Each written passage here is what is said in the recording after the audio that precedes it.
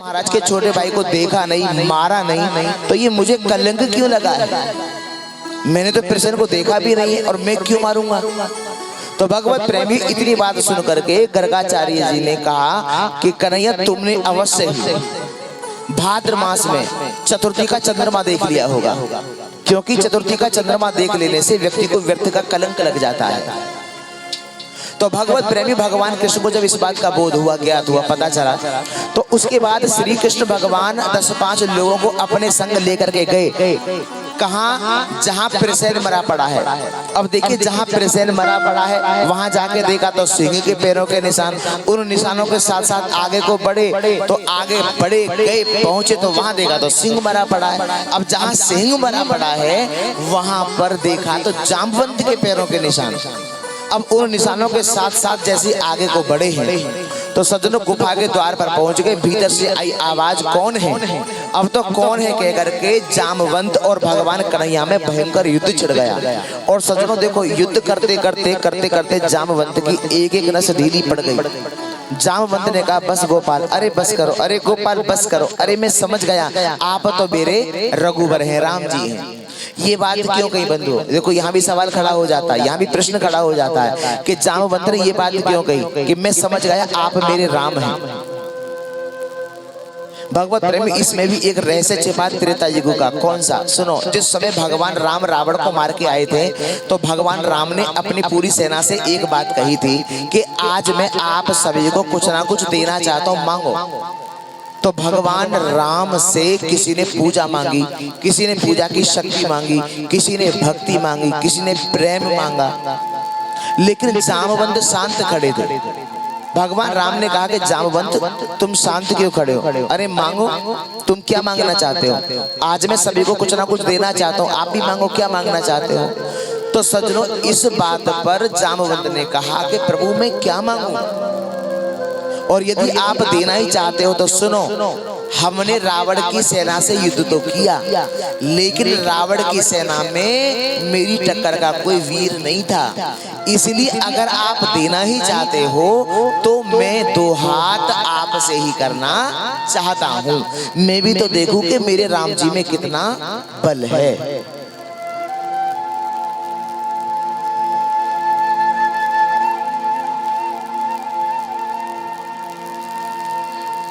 Light आई।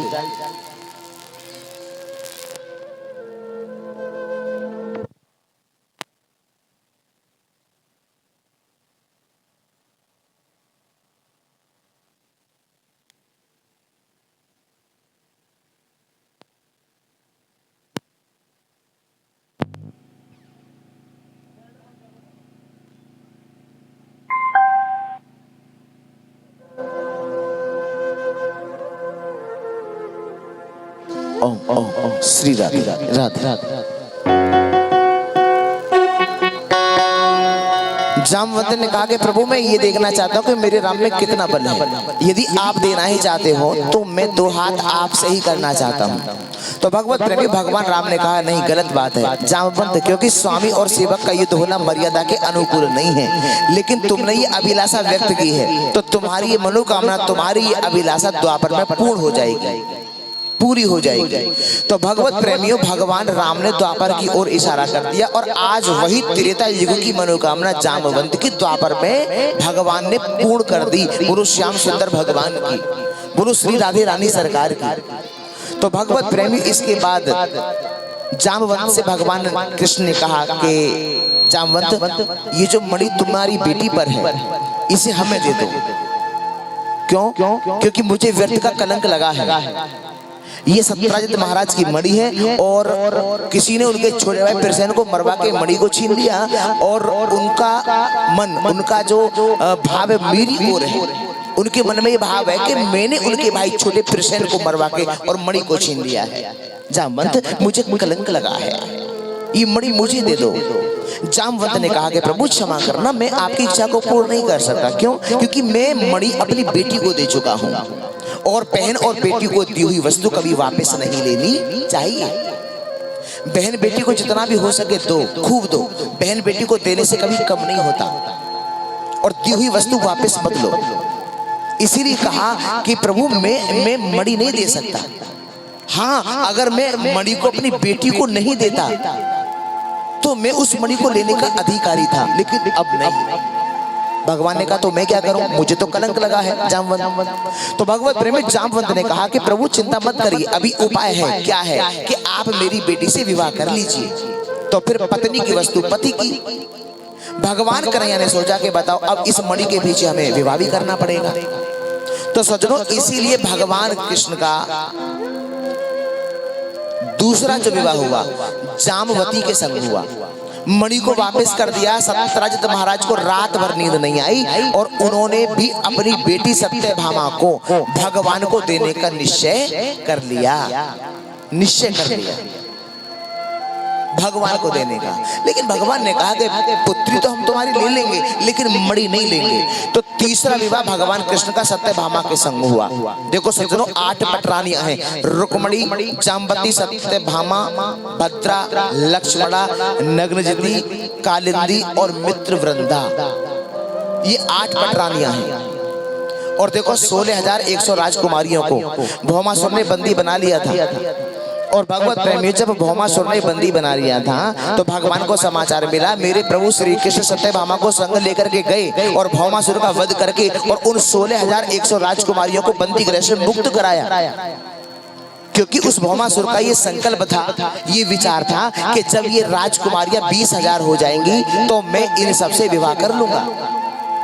लेकिन मेरे प्रभु आए और भौमासुर का वध किया और इन 16,100 राजकुमारियों को बंदी गृह से मुक्त कराया। भगवान ने कहा तुम स्वतंत्र हो गए, जाओ अपने अपने घर चली जाओ। अरे जाओ। इन 16,100 राजकुमारियों ने कहा कि हम कहां जाएं केशव, हे प्रभु हम कहां चली जाएं। अब हमारे माता पिता भी हमें स्वीकार नहीं करेंगे और कोई भी राजकुमार हमसे विवाह नहीं करेगा, बताओ कहां जाएं हम। भगवान ने सोचा कि सही बात है,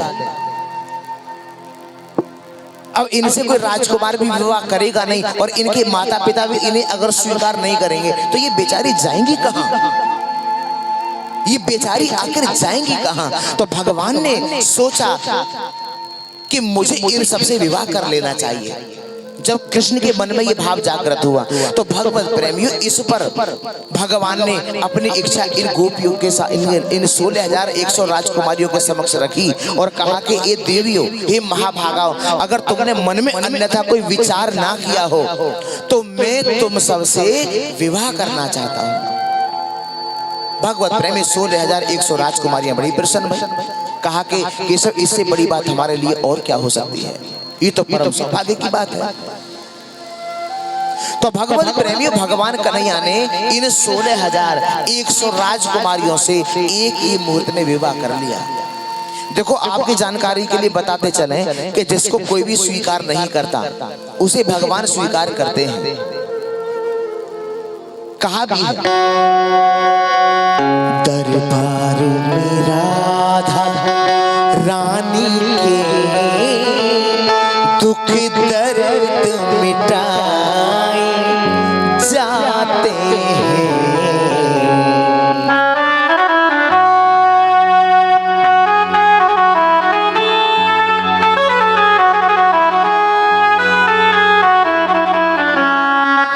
दुनिया के सताए लोग यहाँ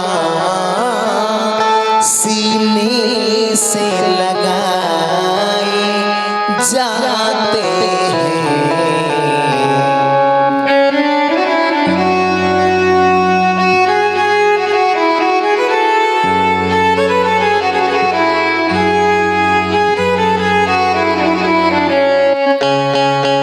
भर भर के प्याले अमृत के यहाँ रोज पिलाए जाते हैं। और इतना ही नहीं, दुनिया में जो बदनाम हुए, दुनिया में जो बदनाम हुए, पलकों पे बिठाए जाते हैं।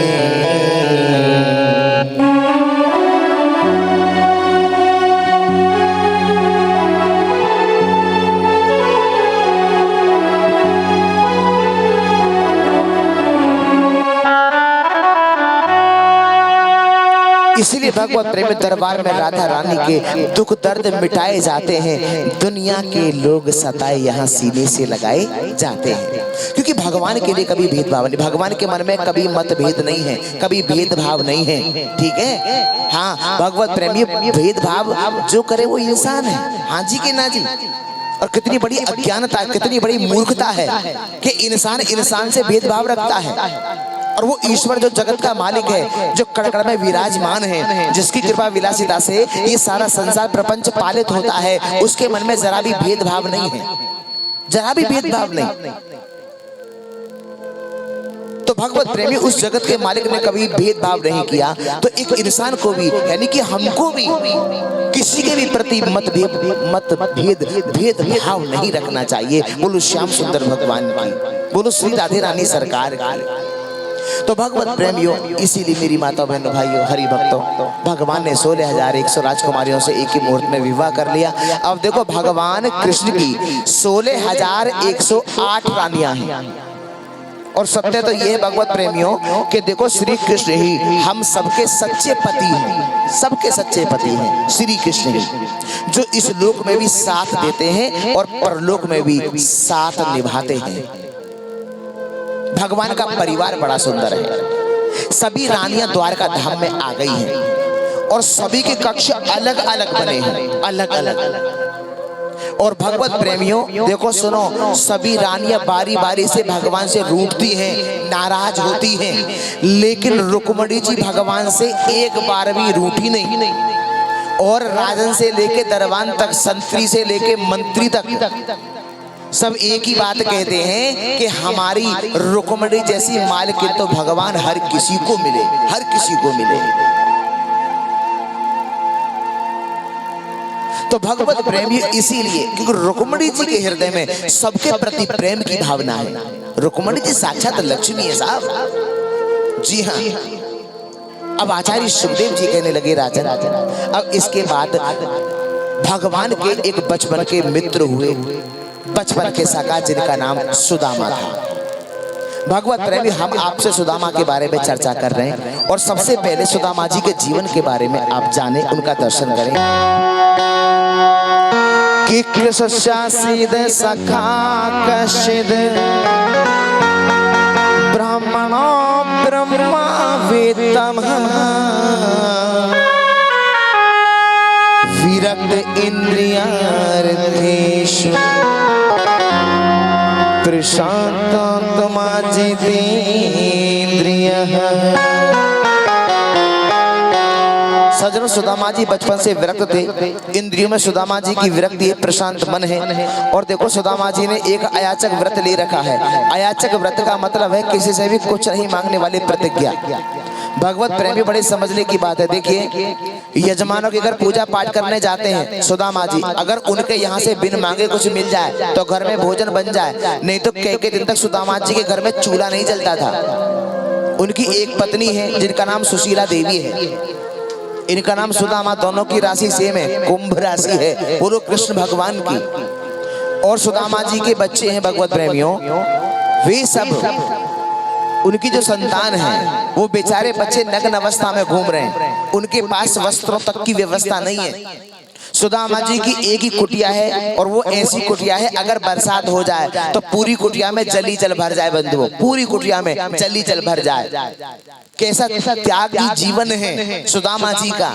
हाँ जी, और भगवत प्रेमी इतना ही नहीं, हरि भक्त मेरी माता बहनों भाइयों सज्जनों, समय व्यतीत हुआ। आचार्य सुखदेव जी कहते हैं, आचार्य सुखदेव जी कहते हैं कि राजन, एक दिन की बात, घर में कई दिन से भोजन नहीं बना था।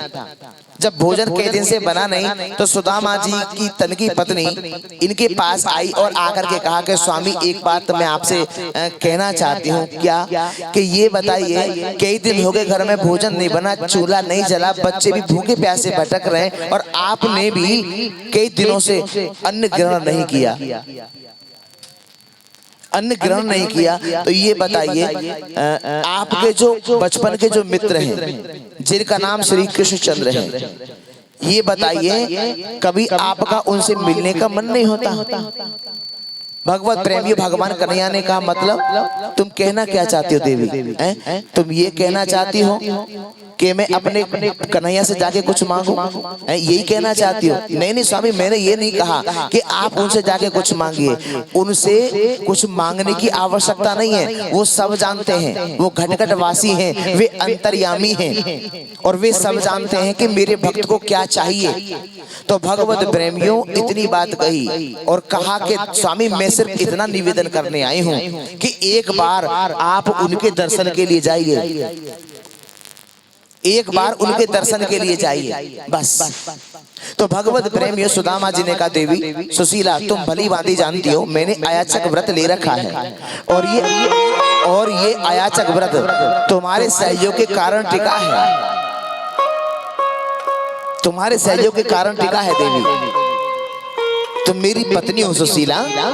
सुशीला ने कहा कि स्वामी मैं आपकी पत्नी तो जरूर हूं, लेकिन मैं उन बच्चों की माँ भी तो हूँ जो कई दिन से भूखे प्यासे भटक रहे हैं। मैं उन बच्चों की माँ भी तो हूँ स्वामी। मैं नहीं कहती कि आप उनसे जाके कुछ मांगिए, बस मैं इतना निवेदन करने आई हूँ कि आप केवल उनके एक बार दर्शन के लिए जाइए। भगवत प्रेमी दुबला पतला शरीर है सुदामा जी का, उनके पास एक ही धोती जो 20 जगह से फटी हुई है। और ये जो सुशीला है ना सुदामा जी की धर्म पत्नी, तन की पत्नी, इनके पास में भी एक ही साड़ी है बंधुओं। सुदामा जी ने कहा ठीक है देवी तुम कन्हैया से मिलने की बात कहती हो तो मैं जाऊंगा, तुम कन्हैया के दर्शन की बात कहती हो, दर्शन के लिए कह रही हो तो मैं जाऊंगा। लेकिन देवी अगर हम शत्रु के घर भी जाएं तो भी हमें खाली हाथ नहीं जाना चाहिए। और मैं तो अपने बचपन के सगा, अपने बचपन के मित्र कन्हैया के यहाँ जाऊंगा। और देवी हमारे घर में ऐसी कोई व्यवस्था नहीं है जो मैं प्रसाद के रूप में उनके यहाँ लेकर के जा सकूं। सुशीला ने कहा कि स्वामी आप चिंता ना करें, आप ये सब मुझ पर छोड़ दो, बस आप जाने को तैयार हो जाओ। तो भगवत प्रेमियों देखिए सुदामा जी जाने को तैयार हो गए, उन्होंने स्वीकार किया जाना। और सुशीला 5 घर गई और 5 घर जाके एक एक मुट्ठी चिवड़ा ले आई। देखिए कोई टूटा है, कोई फूटा है, कोई धान ही है। और कितनी बुद्धिमानी का परिचय दिया सुशीला ने।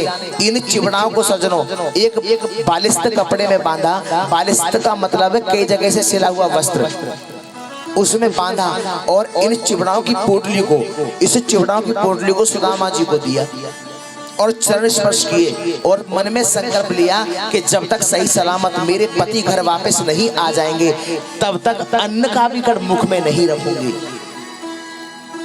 भगवत प्रेमियों पत्नी ने सुशीला ने ये संकल्प लिया। सुदामा जी ने कहा देवी तुम अपना ख्याल रखना और बच्चों का ध्यान रखना। मैं यूं गया और यूं आया। हरि भक्त सुदामा जी जाने लगे। देखो थोड़ी दूर पहुंचे थे, जैसे ही उन्होंने पीछे को मुड़ के देखा तो क्या देखा, उनकी तन की पत्नी सुशीला देवी कुटिया के द्वार पर खड़ी होकर के रो रही है, आंखों से पनारे बह रहे हैं। सुदामा जी ने कहा इशारे से देवी रो क्यों रही हो? रो मत देवी, मैं यूं गया और यूं आया, रो मत देवी। सज्जनों पत्नी सुशीला को देख करके सुदामा जी भी रोने लगे, उनकी आंखों से भी अश्रुपात होने लगे। सुदामा जी चलने लगे और मन में एक अभिलाषा है कृष्ण मिलन की। और भगवत प्रेमी ये जो आगामी जो खुशी मिलने वाली है, आगामी जो प्रसन्नता मिलने वाली है कृष्ण मिलन की, इस आगामी खुशी में सुदामा जी भूख प्यास सब भूल गए। और जबकि भगवत प्रेमियों देखो भूख प्यास लगना शरीर का धर्म है। हाँ जी शरीर का धर्म है। सुदामा जी जा रहे हैं, अरे घनश्याम तुम्हें ढूंढने जाएं कहां कहां, अपने विरह की याद तुम्हें दिलाएं कहां कहां। मेरे कष्ट तू मिटा दे, दुनिया बनाने वाले।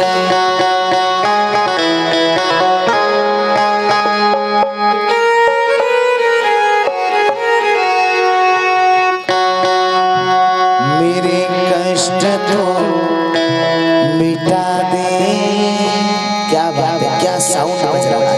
वाह वाह वाह, जवाब मेरे कष्ट तू मिटा दे,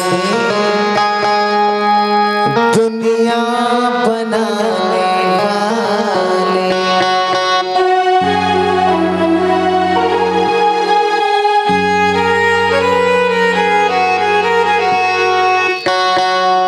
ये डोर जिंदगी की,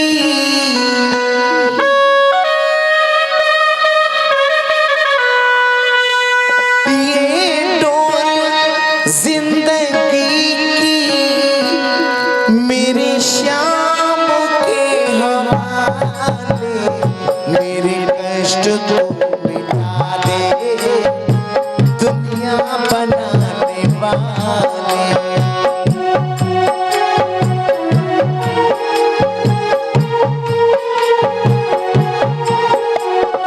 मेरे कष्ट तू मिटा दे, दुनिया बनाने वाले।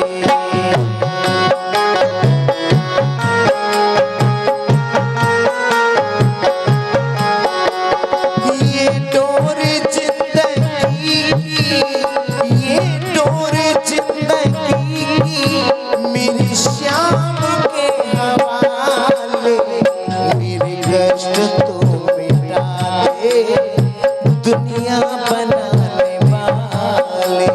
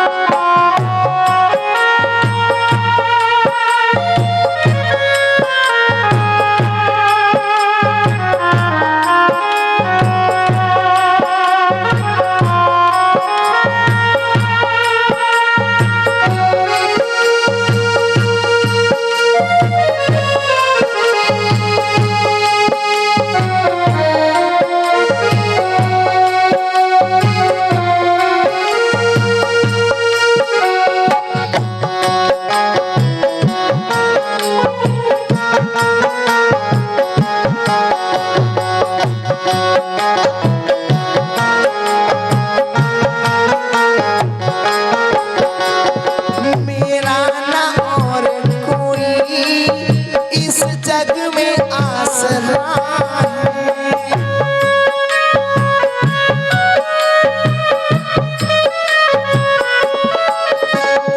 मेरा ना और कोई इस जग में आसरा है।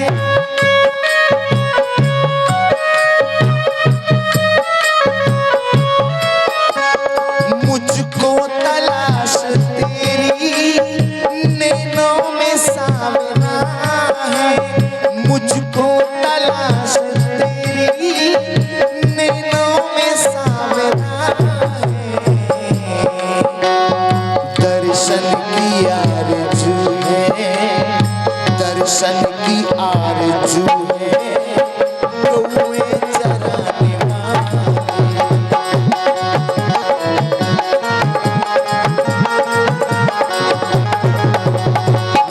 कष्ट तो मिटा दे, दुनिया बनाने वाले।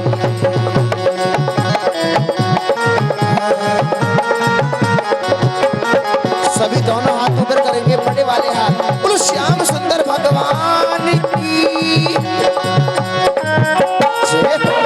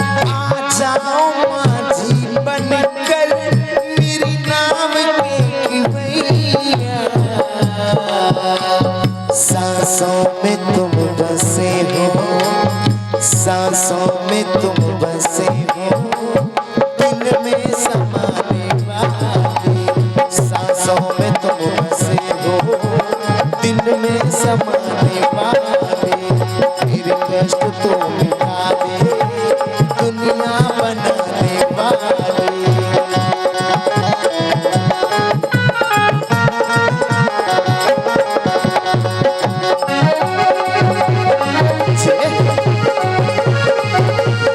हरि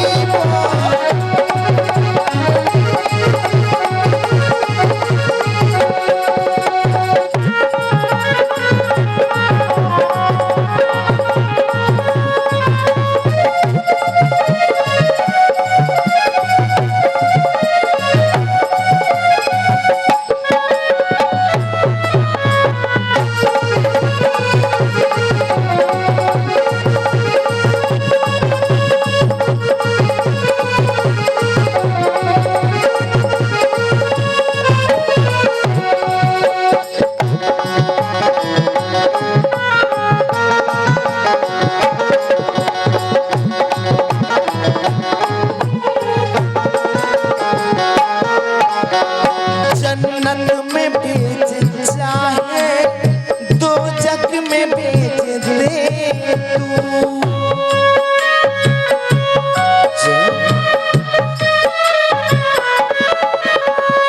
जन्नत में बेच चाहे दो जग में बेच दे तू।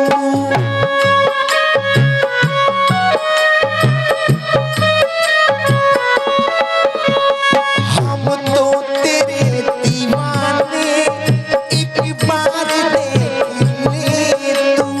हम तो तेरे दीवाने, एक बार देख ले तू। हमको नहीं है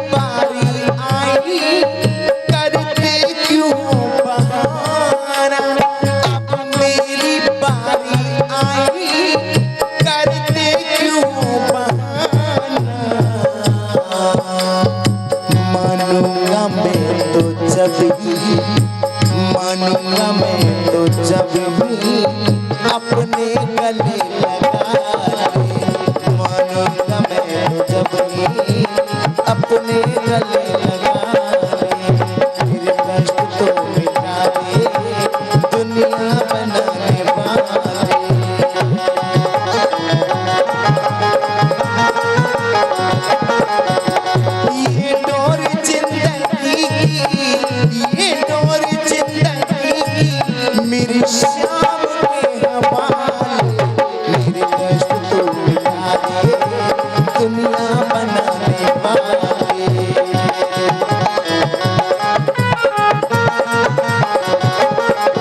सभी दोनों हाथ ऊपर करेंगे, बड़े वाले हाथ, और अंत में कह दो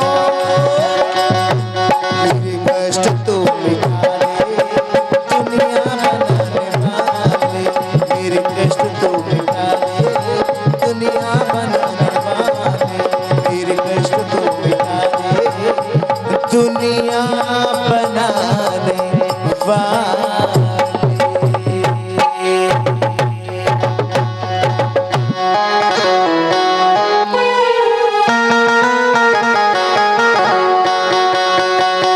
और मेरे कष्ट तू मिटा दे, दुनिया बनाने वाले।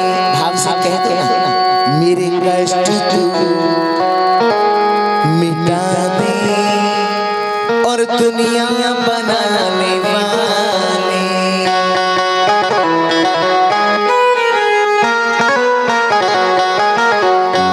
और ये भी कह दो क्या कि मेरा ना और कोई इस जग में आसरा है।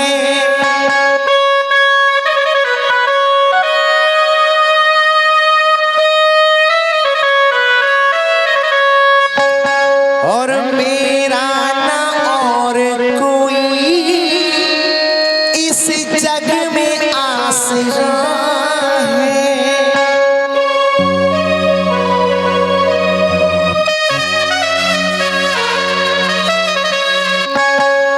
मुझको तलाश तेरी नैनों में सावरा है। कृष्णा और दर्शन की आरज़ू है। इन बच्चों को जरा टाइट करना, पीछे जो बच्चे हैं।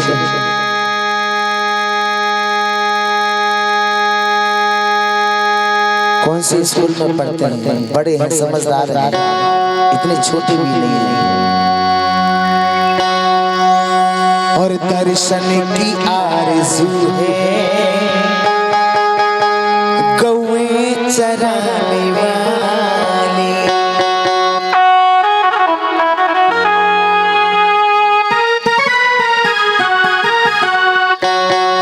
ये डोरी जिंदगी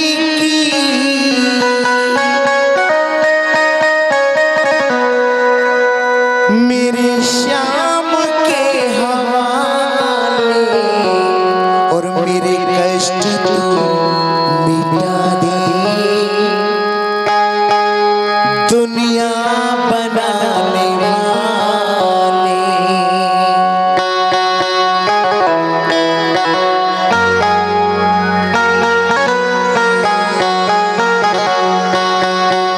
मेरे कष्ट तू मिटा दे, दुनिया बनाने वाले।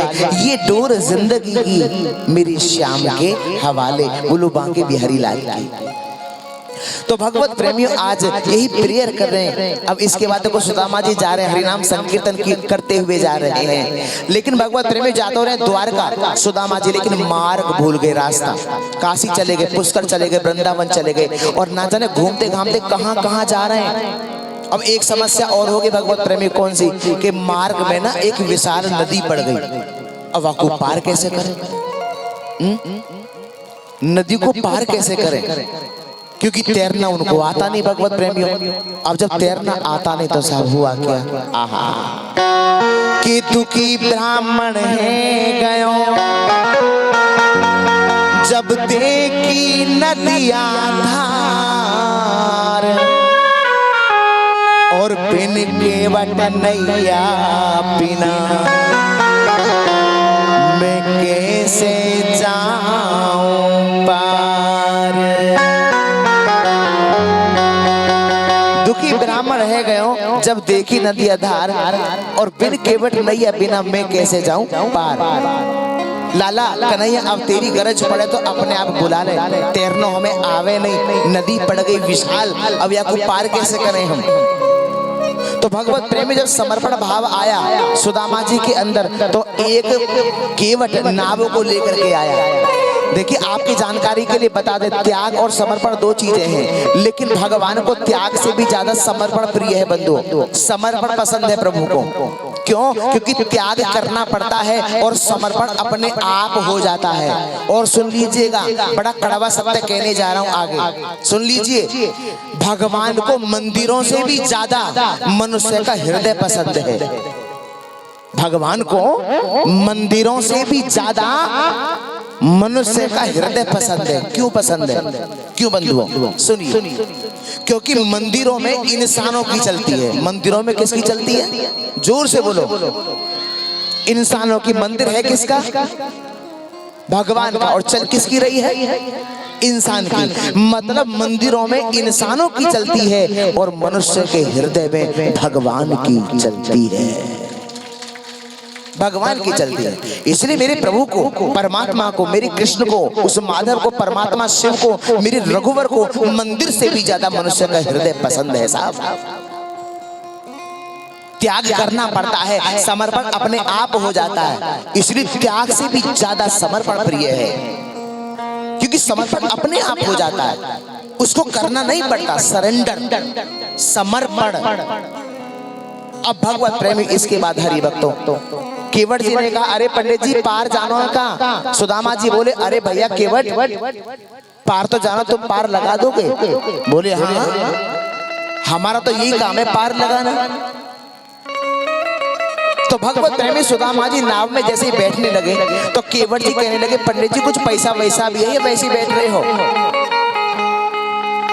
तो भगवत प्रेमी इस पर सुदामा जी ने कहा, उतरने लगे नाव से कि भैया सुन मेरी बात, हमारे पास पैसा वैसा ना, अगर वैसे ही पार कराओ केवट तो बात करो, नहीं तो रहने दो।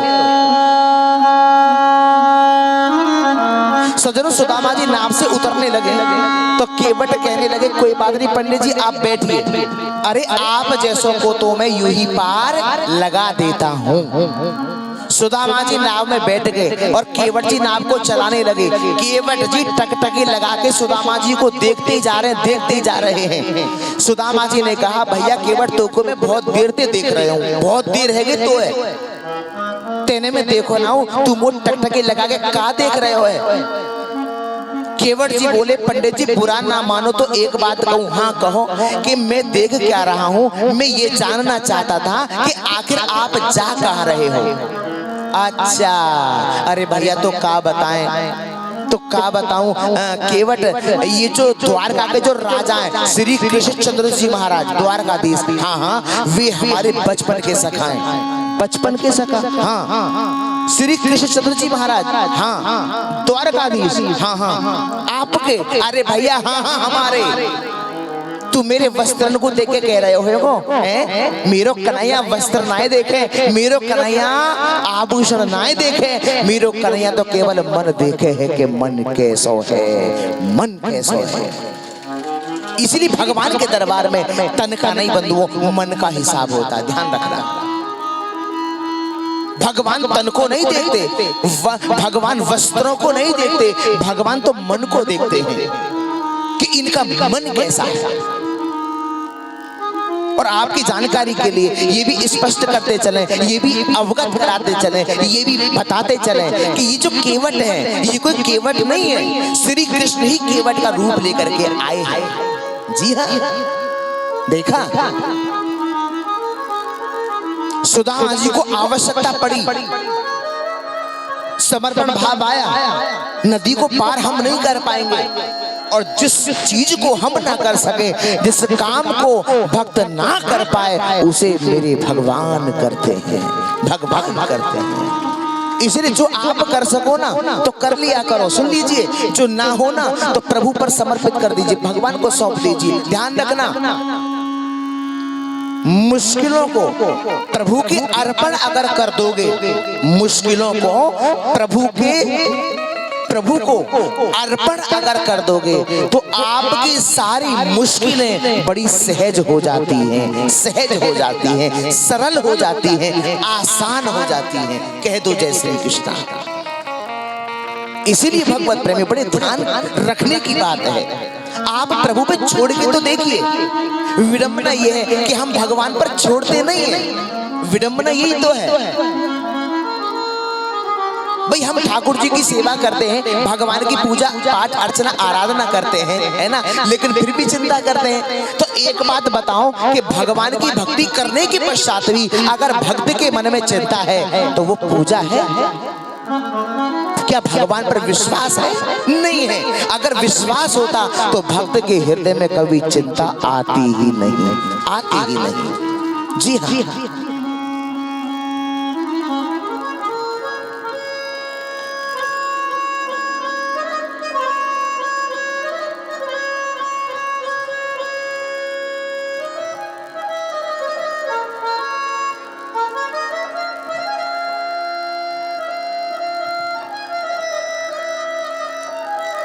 तो ब्रज में रहना है तो लोग क्या कहना है? जोर से कह दो, एक बार और कह दो। तो ये तो समझ में आ गया ना कि आज से हमें चिंता नहीं करनी है। क्या नहीं करनी है? जोर से बोलो, क्या नहीं करनी? चिंता नहीं करनी है। अगर आप चिंता करेंगे तो भगवान चिंता छोड़ देंगे, समझ रहे हैं या नहीं? और जब आप चिंता छोड़ देंगे तो चिंता भगवान करेंगे, समझ गए? भगवान की जो लीला है वो कैसी है? ऐसी ही है कि भगवत प्रेमियों कि हम बिल्कुल चिंता ना करें। अच्छा एक बात बताओ, आज तक चिंता करने से आपकी किसी समस्या का हल हुआ? नहीं हुआ और ना कभी हो सकता है, क्योंकि चिंता समस्या का समाधान नहीं है। समस्या का समाधान तो भगवान का चिंतन ही है, चिंतन ही है। कह दो जय श्री कृष्णा। और वो हम करते नहीं, तो सजरो चिंतन करेंगे तो हम जो आत्मा जो डिस्चार्ज हो गई, आज कथा का विश्राम दिवस है, हम चार्ज हो जाएंगे। किससे? योग के बल से। किससे? प्रभु के चिंतन से, भगवान के भजन से, सिमरन से, सत्संग से, भगवान की कथा से। बोलो बांके बिहारी लाल। हाँ जी, तो इसीलिए भगवत प्रेमियों देखो, आज सुदामा जी के लिए केवट जी मतलब श्री कृष्ण केवट का रूप लेकर के आ गए हैं। हाँ, और इस बात को कहा भी सुदामा जी ने कि भैया केवट अभी तुम तो यहाँ पे थे नहीं, तुम अब कहां से आ गया? कहां से आ गया?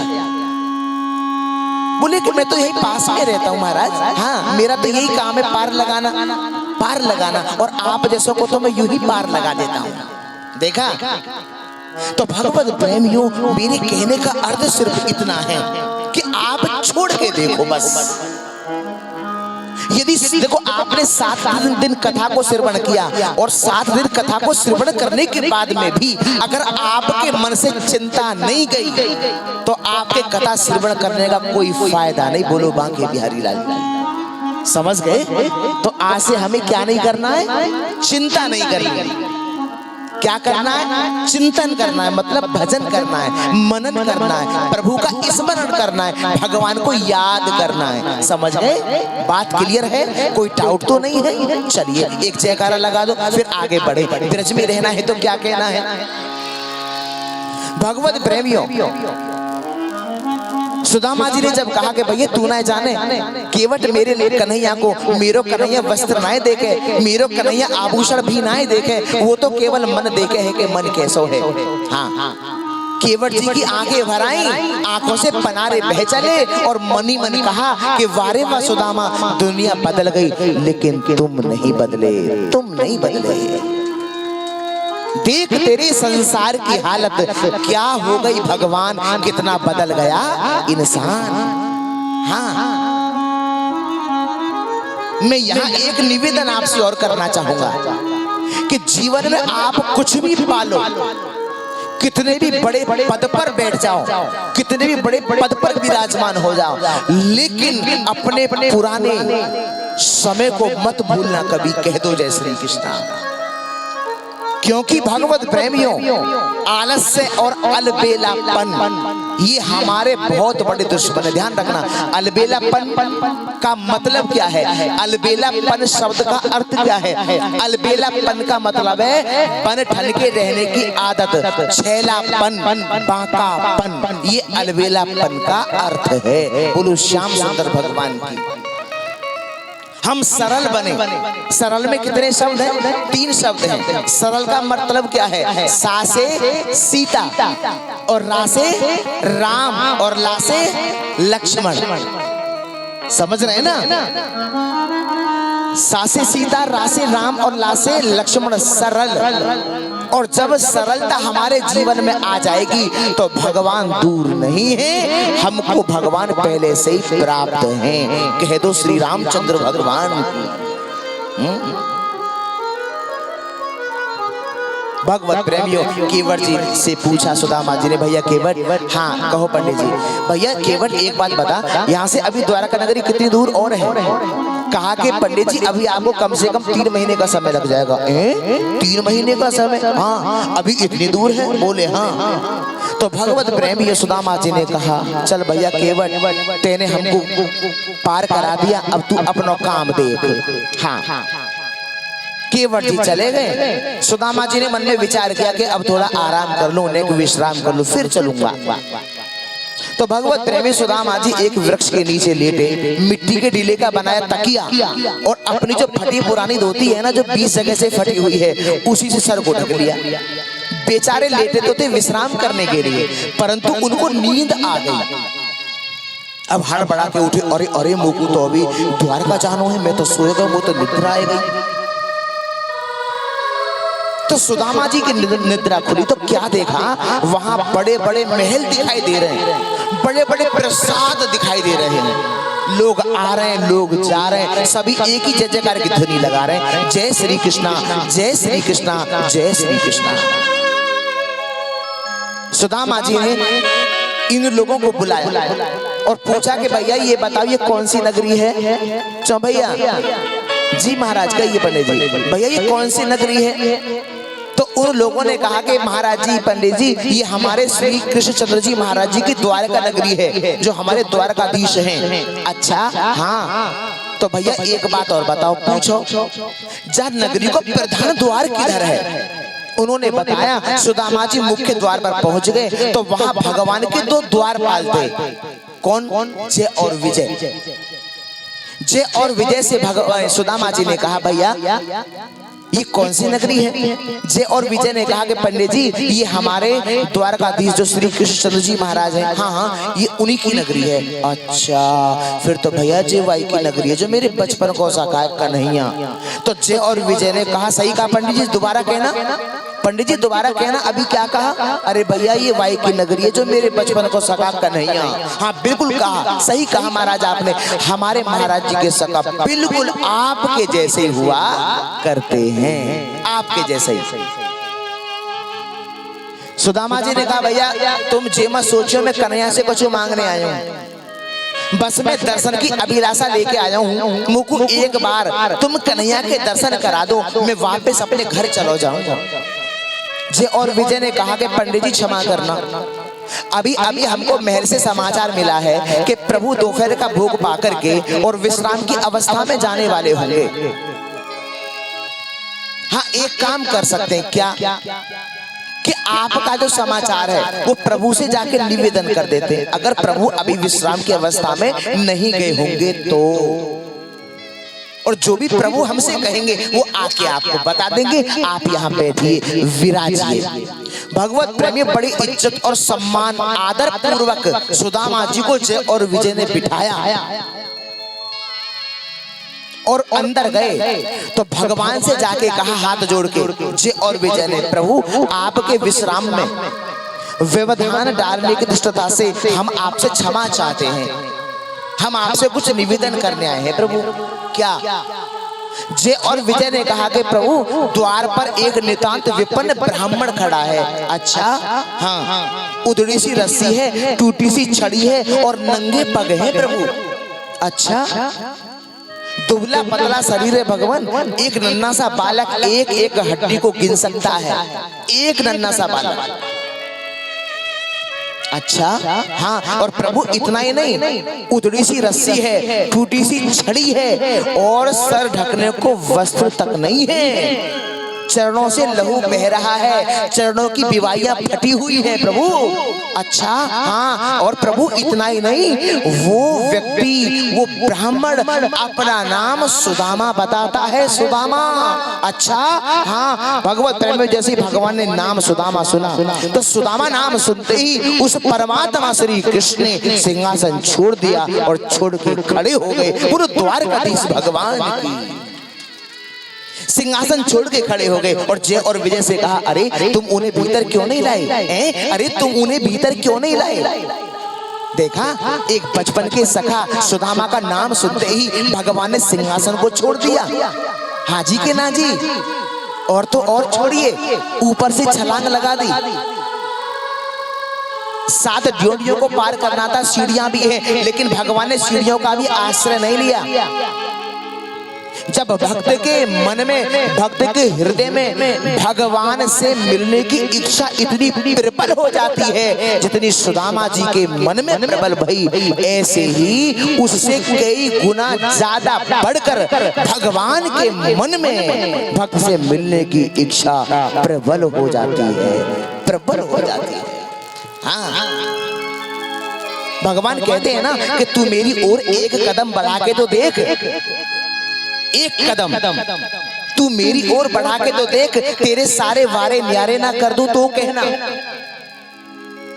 अरे तू मेरे लिए कुछ खर्च करके तो देख, हाँ तू मेरे लिए कुछ खर्च करके तो देख, तेरे सारे भंडार ना भर दूं तो कहना, तू कहना। दौड़ करके मेरे द्वारकाधीश ने आज सुदामा को अपने अंक में भर लिया। गुरु द्वारकाधीश भगवान मेरी कन्हैया सुदामा जी को देख के हिलकियां दे दे के रोने लगे, अपने हृदय से लगाया प्रभु ने, हिलकियां दे दे के रोने लगी, अरे सुदामा, अरे सुदामा, अरे सुदामा। सुदामा जी ने जैसे कृष्ण को रोते हुए देखा तो कन्हैया को देख करके सुदामा जी भी रोने लगे, लेकिन सुदामा जी अपने आंसुओं को पी गए। क्यों पी गए? ये देखने वाले लोग ये ना समझने लग जाएं कि मैं कन्हैया से कुछ मांगने आयो हूँ, हाँ मांगने आया हूं, ये ना सोचने लगे। अब तो भगवत प्रेमियों मेरे कृष्ण सुदामा जी को भीतर ले गए और ले जा करके अपने सिंहासन पर बिठाया सुदामा जी को। सुदामा जी यहाँ बैठो। संकोच वश सुदामा जी नीचे उतर जाते हैं। अरे लाला देख, ये तो तेरा सिंहासन है लाला, ये तो तेरी गद्दी है लाला, हाँ वो तो यहाँ मत बैठावे, लोग देखेंगे तो क्या कहेंगे। एक बात कहें भगवत प्रेमियों, लोग अपना काम करने में भी संकोच करते हैं। सुन लीजिए, हाँ जी के ना जी, कितने हमने लोगों को देखा है कि भगवत प्रेमियों अपना काम भी करने में उनको लिहाज लगती है। कितने लोग ऐसे हैं, कितने पुरुष ऐसे हैं, सुन लीजिए, कितने पुरुष ऐसे हैं कि जो स्नान करने के बाद अपना अंडरवियर और बनियान तक यूं ही छोड़ देते हैं। बोलो बांके बिहारी लाल। कौन धोती है? पप्पू की मम्मी। समझ रहे हैं या नहीं? कितने लोग ऐसे हैं, धिक्कार है ऐसे पतियों पर। अरे हमें अपना काम स्वयं करना चाहिए। वो पत्नी नौकरानी नहीं है, वो हमारे सर की ताज है। जीवन रूपी गाड़ी का दूसरा पहिया है। यदि एक पहिया आप हैं जीवन रूपी गाड़ी के, तो दूसरा पहिया आपकी धर्म पत्नी है।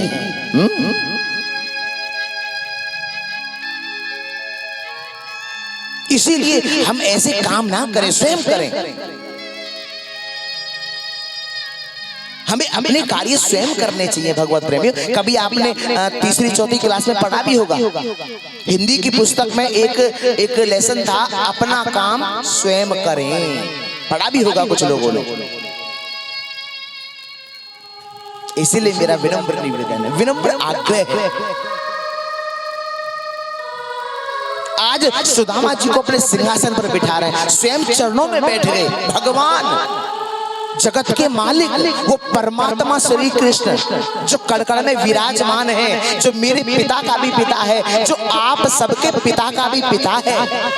भगवत प्रेमियों, आज वो चरणों में बैठे हैं, सिंहासन पे अपने मित्र को बिठाया। और सुनो, ये तो भगवान है, और भगवान की दयालुता देखिए। और संसार में अगर भगवत प्रेमियों कोई आपका कोई मित्र मिल भी जाए, सुन लीजिए, कितने तो ऐसे हैं अगर पहले कुछ था नहीं, आज कुछ मिल गया, कुछ इकट्ठा कर लिया तो पहचानने से भी इनकार कर देते हैं। हाँ जी कि ना जी, हाँ, भूल जाते, हम जानते नहीं। यदि आप कुछ जीवन में प्राप्त कर लोगे, वो तो कोई भैया बताएगा, कोई मामा बताएगा, कोई फूफा बतावे, है कि नहीं? चाहे जगत को मामा हो, हाँ, दूर तक को रिश्ता ना हो, उस गांव का हो, बस वो जो है ना, वो हमारे मामा हैं। हाँ, अब मामा ते कुछ गलती है जाए तो हम नहीं जानते, वह मामा वो अब ना है, हमारा मामा पहले ही हो। हाँ जी के ना जी, पहले ही हो, अब ना है वो हमारा मामा। हाँ, बस इतनी सी है। तो इसीलिए भगवत प्रेमियों, कहने का मेरा अर्थ सिर्फ इतना ही है, कुछ भी पाले, कुछ भी बन जाए, कुछ भी प्राप्त हो जाए, लेकिन अहंकार नहीं। भगवान ये सिखा रहे हैं कि देखो, मेरे बचपन के सखा सुदामा आए और सिंहासन छोड़ दिया, स्वयं चरणों में बैठ गए। और छोड़िए, इतना ही नहीं, देख सुदामा की दीन दशा, करुणा करके करुणा निधि रोए और पानी परात को हाथ छुओ नहीं, नैनन के जल सो पग धोए। अपने आंसुओं से भगवान ने चरणों को धोया। हाँ, अपने आंसुओं से पीतांबर पहनाया, और पूरे महल की भगवान ने छुट्टी कर दी, आज हम कोई राज कार्य नहीं देखेंगे। और पहले ऐसा ही होता था, हाँ जी के ना जी, बराती भी जायो करे ना पहले तो 3-3 दिन रुके रही, हाँ के ना। जैसे माना आज बारात गई तो सच लो कल को बारात वहीं रुकेगी, सही है, कहाँ? बेटी वाले के यहाँ वहीं रुकेगी। और चकाचक दिन भर लोग खेलते थे, है कि नहीं? और दावत भी चकाचक है, पहले ऐसे चले गए, दूध जलेबी, है कि नहीं? और सुनो, और तो और छोड़िए सजनों, विदाई होती थी आते समय, कागज का एक का नोट नहीं था, उससे कभी, फिर उसके बाद 2 का नोट शुरू हो गया, उसके बाद 5 के नोट से भी मिलाई होने लगी, है कि नहीं? कहाँ गए वो दिन? आजकल तो बारात जाती है ना, तो बेटी वाला भी सुन लो, जाते ही